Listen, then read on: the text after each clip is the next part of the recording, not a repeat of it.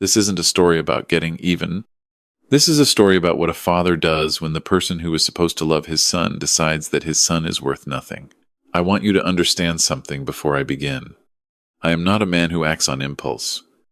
I spent 37 years building a construction supply company from a single truck and a storage unit in Dayton, Ohio. Every decision I made in that time was slow, deliberate, and calculated. My son, Marcus, used to say I was the most patient man he had ever known.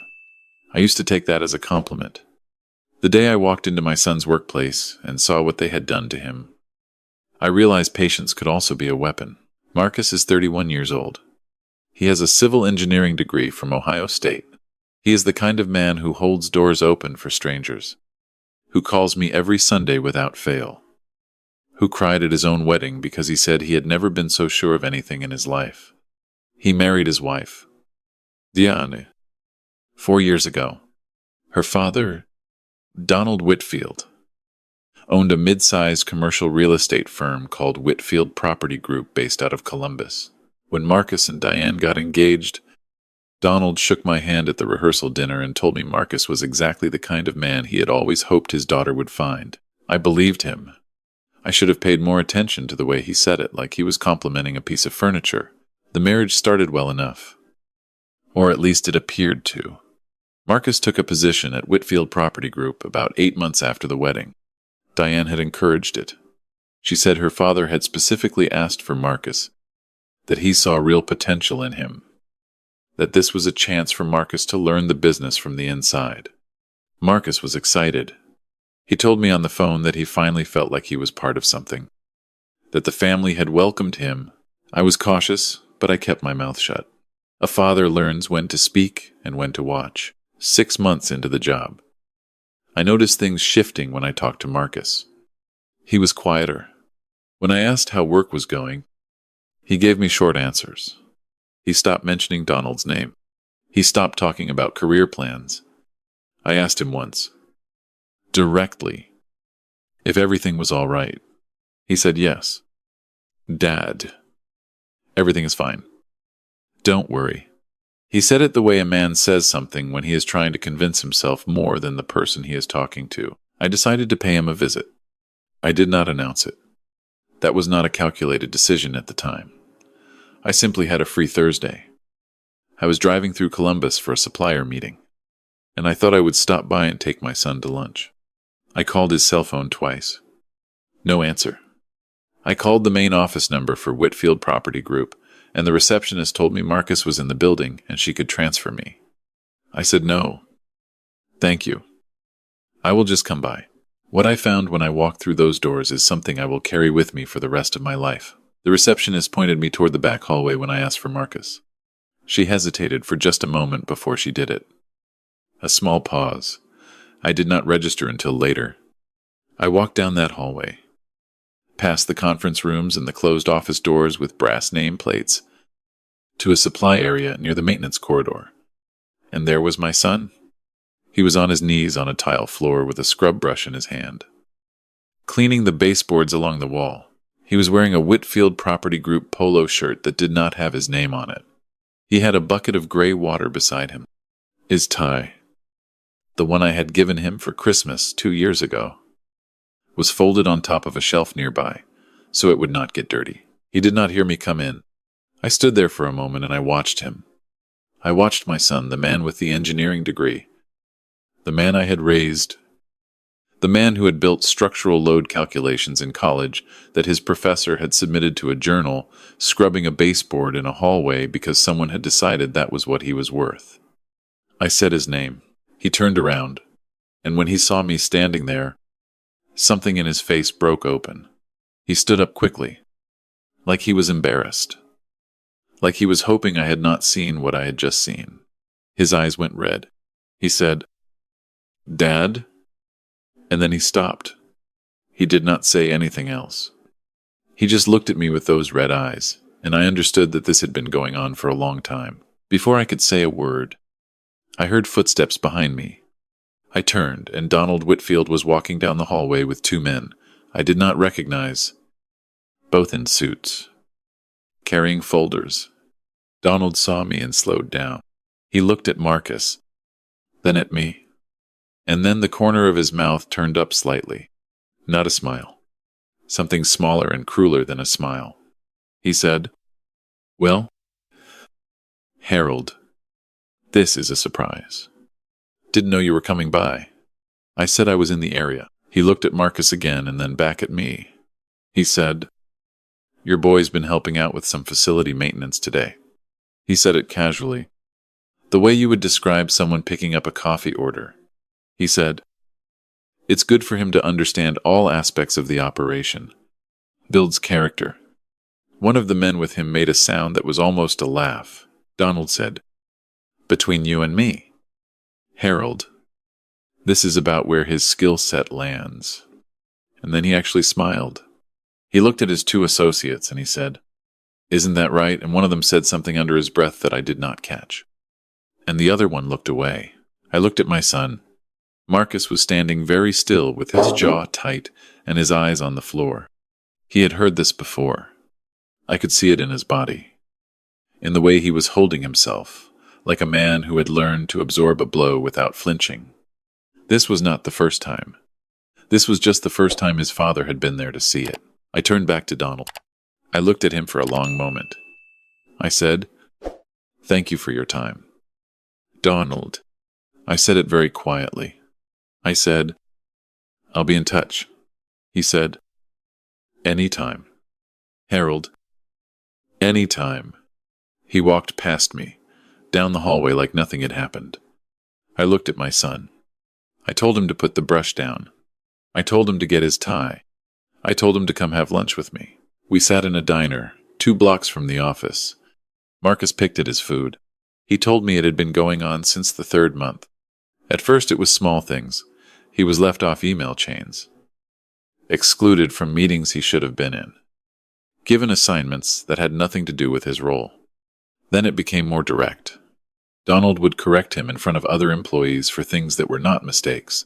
He was moved from his office to a shared desk in a common area. He was asked to handle tasks that were explicitly outside his job description: printing, filing, cleaning up after events.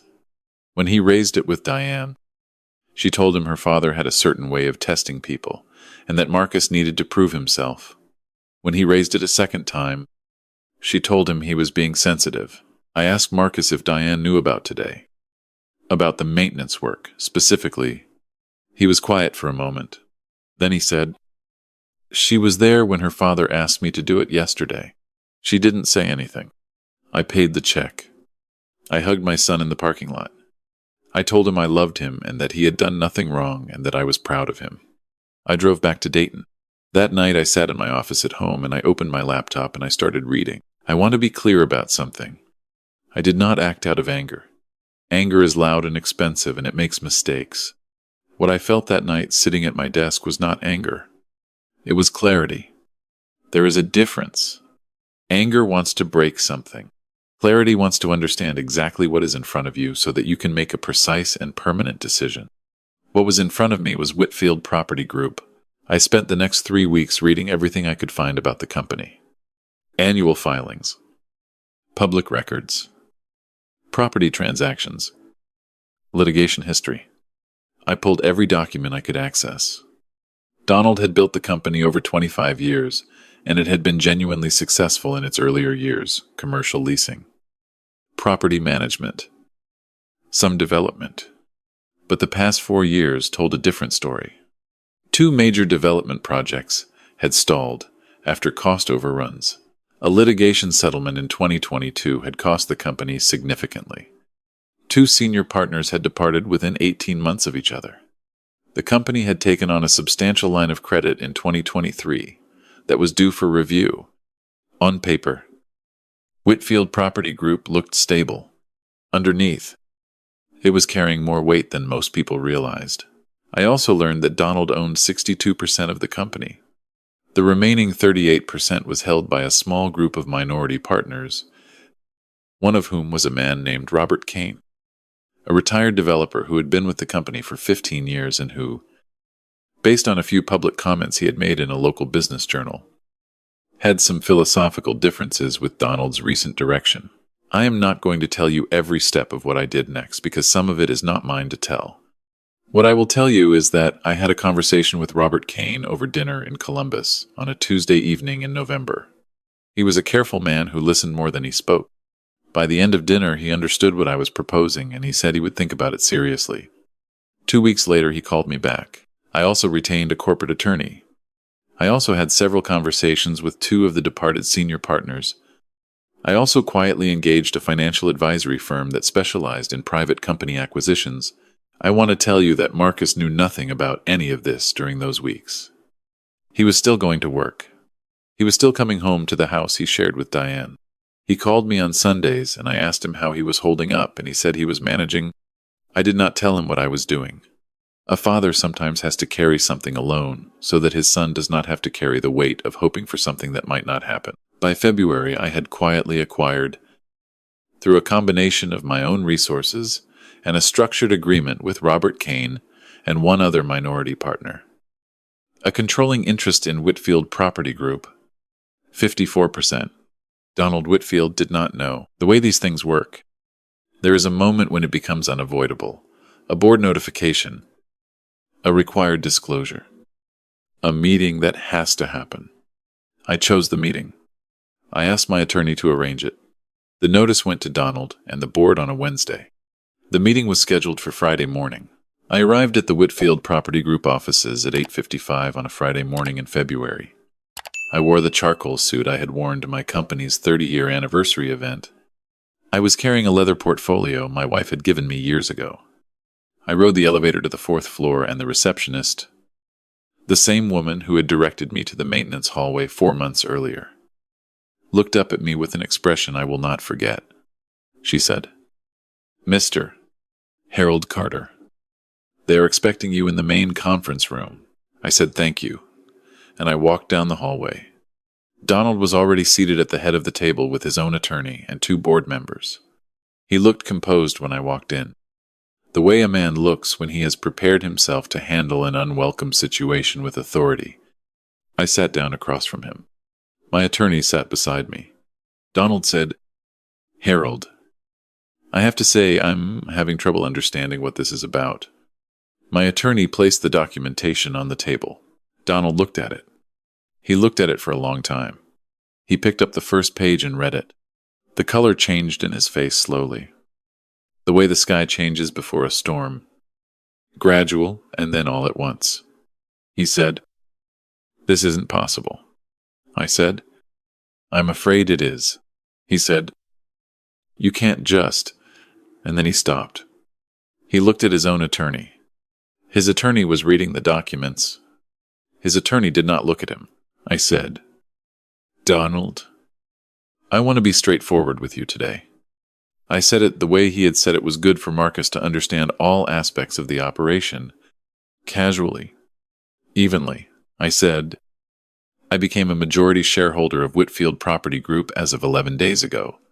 I said that I had reviewed the company's financials in detail and that I had some concerns I wanted to address. I said there were going to be structural and personnel changes.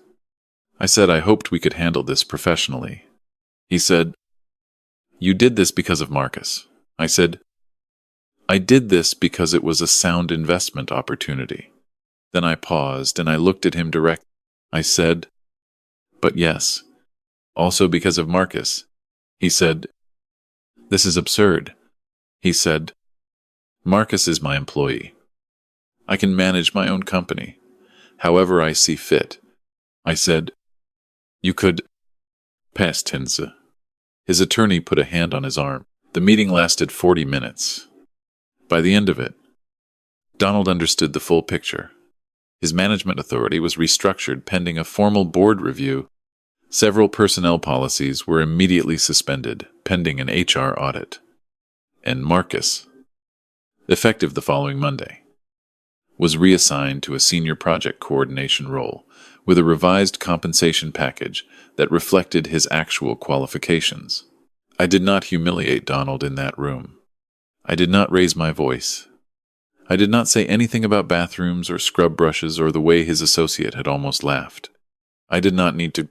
The document said everything that needed to be said. There is something I have to tell you about Marcus. He found out that evening. Diane had called him in the afternoon, upset. After speaking with her father, Marcus called me. I answered.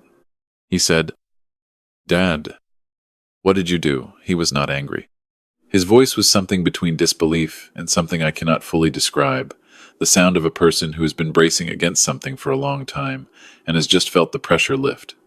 I told him what I had done. I told him all of it. He was quiet for a long time. Then he said, "Dad, you didn't have to do that." I said, "I know."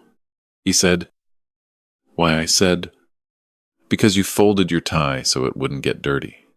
I said, "Because you were still showing up every day." I said, "Because you are my son and no one gets to tell you what you are worth." He did not say anything for a while. Then he said, "I love you, Dad."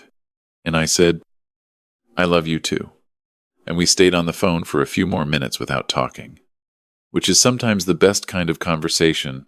Now I have to tell you the part that is harder to tell. Marcus and Diane separated 6 weeks after the board meeting. I will not go into the details of their marriage because those belong to Marcus, not to me. What I will say is that Marcus made that decision himself, on his own terms, without any pressure from me. He told me he had been thinking about it long before February. He said that what happened at work had not broken the marriage. It had made visible the cracks that were already there. He said he had spent too long hoping that if he was patient enough, accommodating enough, good enough, things would change. He said the day he saw me in that hallway and knew I had been there, that I had seen it, that was the day something shifted in him. Not because I rescued him, but because he realized he had been accepting something he should have walked away from long before. He filed for divorce in April. He moved into an apartment in Columbus that he furnished almost entirely from a single Saturday trip to a furniture store. He called me from the new apartment that evening and he said, "Dad, it smells like sawdust, and the window in the kitchen sticks. And I have never been so relieved in my life." And I laughed, and he laughed, and I thought, there he is. Donald Whitfield stepped down from active management of the company following the board review. The company is currently being restructured. I have no interest in running it personally. I have my own company. And I am 63 years old. And I have earned the right to sleep well. I retained my shares and installed an independent management team. Robert Kane has been constructive throughout the process. The company has real assets underneath the mismanagement, and I believe it will recover. Marcus is now working for an infrastructure firm in Columbus that he found on his own. He called me the first week to tell me his manager had asked him to lead a presentation to a city planning committee. He sounded like himself. He sounded like the person he was before 4 years of being told, in 100 small and large ways, that he was not enough. I am not telling this story because I want credit. I am telling it because I think there are other fathers out there who have stood in a hallway and seen something that broke their heart quietly, without drama, in a way they could not immediately name. I am telling it because I think there are sons and daughters out there who have folded their tie on a shelf so it would not get dirty and told themselves that this was just the way things were. It is not the way things are. It is only the way things are until someone decides differently. I decided, if someone you love is being slowly reduced, not in one dramatic moment, but in the accumulation of 100 small moments, 100 small dismissals, 100 quiet agreements to accept less than they are worth, pay attention. That accumulation has a weight. It does not announce itself. It just presses down, day after day, until the person underneath it starts to believe the pressure is normal. It is not normal. I am not a perfect man. I made choices in those months that were aggressive and that some people would question. I would make every one of them again. My son called me last Sunday. Same as always. He told me about a hiking trail he had found outside the city. He told me his new apartment's kitchen window finally unstuck after he adjusted the frame himself with a screwdriver and a level. Which made me laugh because of course he fixed it himself. He has an engineering degree and he always has. He asked about my week. He sounded easy, unhurried, like a man who had put down something heavy and discovered his hands again. That is the whole story. Where are you watching this from? And what time is it where you are? I would genuinely like to know. Drop it in the comments below. And if this story meant something to you, if you saw something in it that reminded you of someone you love, share it with them. Some people need to hear that the wait is not permanent.